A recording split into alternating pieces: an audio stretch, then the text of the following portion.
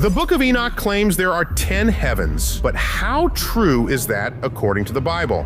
Enoch, a biblical figure known to escape death, was taken by God and shown deeper heavenly secrets. But, unlike other prophets, Enoch was revealed much because disobedient angels had already exposed many heavenly secrets to humans. According to Enoch, the first heaven contains clouds and winds. The second is a place of darkness for fallen angels awaiting judgment. The third is paradise, also referenced by Apostle Paul, who said he was told things not to tell humanity. The fourth contains celestial bodies. The fifth is a silent realm with imprisoned fallen angels. The sixth has innumerable angels overseeing human affairs, and the seventh house is God's throne. But the Bible only mentions heavens of heavens without specifying a number. So, how many heavens are there?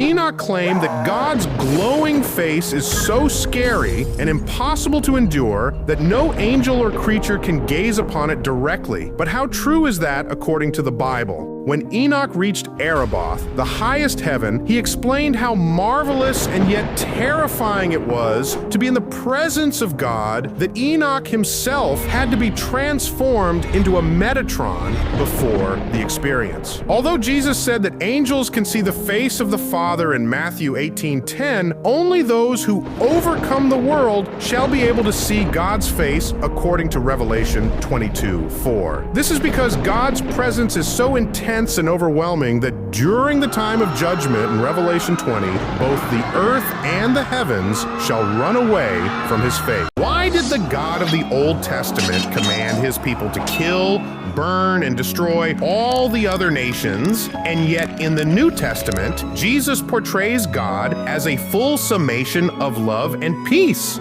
Well, this is undoubtedly one of the most popular questions in the atheist world, but the answer actually lies in both the mission of Jesus and the Israelites. In the Old Testament, God's commands to Israel to destroy other nations were often linked to judgment against extreme wickedness that the other nations committed. Their wickedness included child sacrifices, mass murder, waging unjust wars, and worshiping idols. And because of this, God selected Israel to be the perfect nation that he would use to judge and avenge the wickedness that other nations committed. Also, God wanted a sinless Israel as a way for his perfect son to save humanity.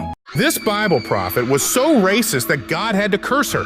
In the book of Numbers 12, Aaron and Miriam spoke against their brother Moses because he had married a black woman. They also questioned why God would speak only through Moses and not through them as well. But when God heard their complaints, he summoned Moses, Aaron, and Miriam to the tent of meeting.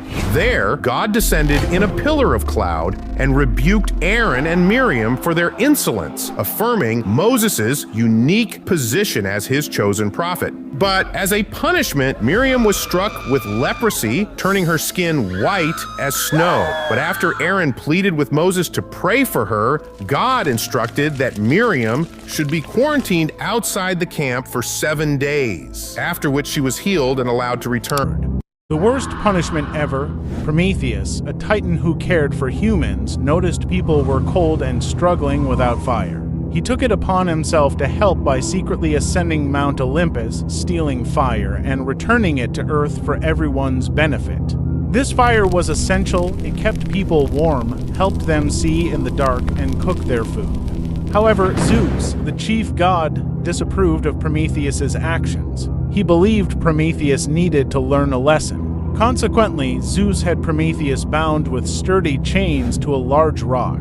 Each day, an eagle would consume Prometheus's liver. The strange part is Prometheus's liver regenerated every night, and the bird would return the next day to repeat the process. This went on until Hercules, a hero, stepped in. Facing challenges, he rescued Prometheus by defeating the bird.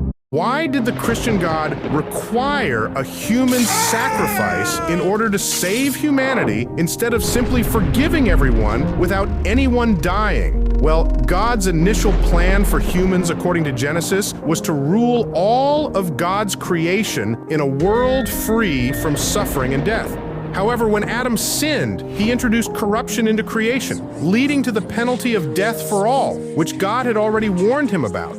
Although humans deserve to die, since they cannot stand before God's holiness in sin, God decided to reconcile himself with humanity by bringing it back to him by putting its penalty on rather only one sinless man. That is why God commanded the Israelites to kill a perfect lamb every Passover, the day that God saved the Israelites from death and slavery, predicting the final sinless Jesus who took the penalty and slavery of sin for all. King David saw God coming down from heaven riding upon a cherubim, and Enoch described God's face as bright as a blazing light from molten metal, such as hot iron. These are the 5 amazing times that the prophets explained the visible parts of God. While Daniel explained the Ancient of Days clothes as white as snow, hair like pure wool, and seated on a fiery throne, Moses was simply covered in a stone and shown the back of God to avoid death. Although the Bible says no one has seen God, Exodus 24 mentions Moses and the 70 elders of Israel describing a pavement of sapphire beneath God's feet as clear as the sky itself.